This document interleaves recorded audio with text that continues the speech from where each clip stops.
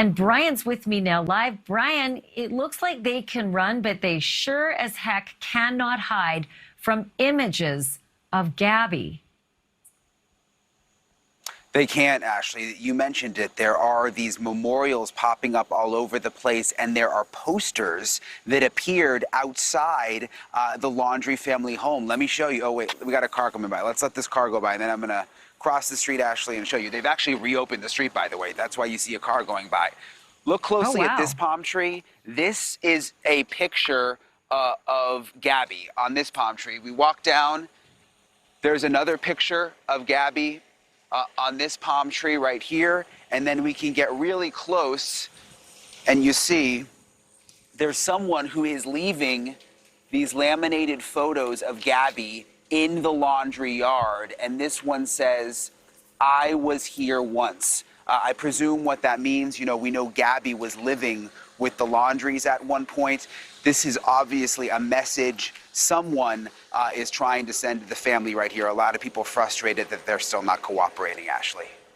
Wow, Brian, that is bold. Those Laundries, if they ever peek out those windows or that door or go to their driveway and get in their truck, they can't miss it. But it's interesting, Brian, it's, 10:05 Eastern time, and they have not come out to clear those away. It looks like they're probably not going to, or do we even know if they've seen them?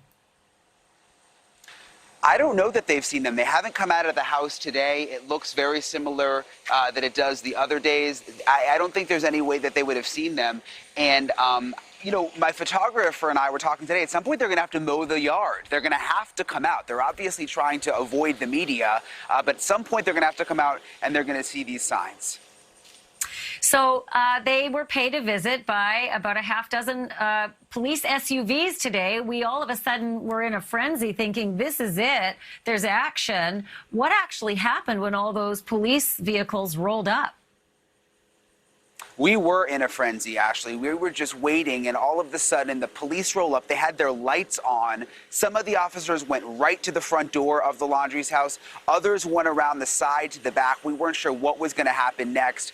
They were only here for about 10 or 15 minutes, and then they left, and we later learned this was apparently a false alarm. According to Northport Police, there were reports of gunshots. They got a call from an anonymous number to the police department saying there were gunshots. The police raced out here. There were no gunshots. It was just a false report, which, by the way, police say they're now investigating that false report. Yeah, better known as swatting people, and it is very, very dangerous, and you can be in a heap of trouble if you do that. And don't think that just because you block your number, you can't be found. That's just stupid. Brian, tell me a little bit about the Laundrie family. We've seen action in terms of them going towards the police station yesterday, heading to Orlando to see a lawyer. Has any lawyer come to see them? Because it's clear at this point their son cannot communicate with them, and if they do, they can be considered harboring a fugitive. That is dangerous. That can net you 10 years in federal prison. Yeah, we know the Laundries went yesterday to meet with their lawyer, Mr. Bertolino, in Orlando. He came in from New York. They met in Orlando. No one has come to the house today, but you mentioned at the top of your show, we were texting with Mr. Bertolino today, and he did confirm to us. He says that the parents said that when Brian left this house to go on a hike, he did not have his cell phone, he did not have his wallet, and he also said the parents were concerned that Brian was going to hurt himself. We had follow-up questions. We asked Mr. Bertolino, did Brian have a weapon? He responded, unknown. And then we asked him, where is the cell phone now? Is the cell phone still in the house? Do police have the cell phone? He didn't respond to that either. Well, of course not. That would be silly to tell us what the police have in their possession. But how would they know he doesn't have a cell phone unless it's sitting in their house? And if they were so worried, why did they leave it for 4 days before they called the police and said, give us a hand, but never called you?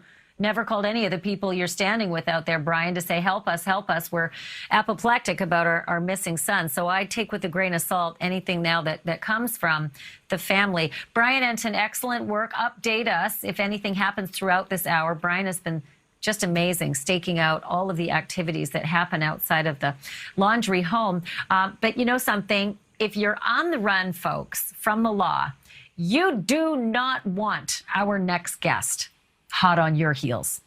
That's why it is terrible news for Brian Laundrie that John Walsh has set his sights on him.